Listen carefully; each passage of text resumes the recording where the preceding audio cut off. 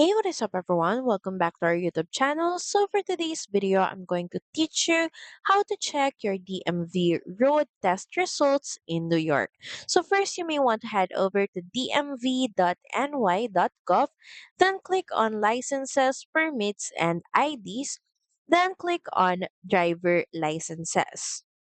So, from here, just scroll down, then click on Get Your First License. Next is just scroll down once again, then click on schedule and take a road test. And once again, scroll down until you see step 4, get your results. Then just click on this link. And from here, you will be prompted to log in to your account. Just enter in your DMV ID number and date of birth, then proceed by clicking on the login button.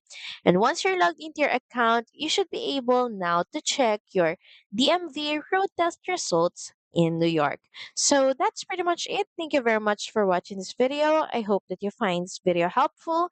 And if you do, please don't forget to like, share, and subscribe to the channel. And I will see you again on the next one. Bye.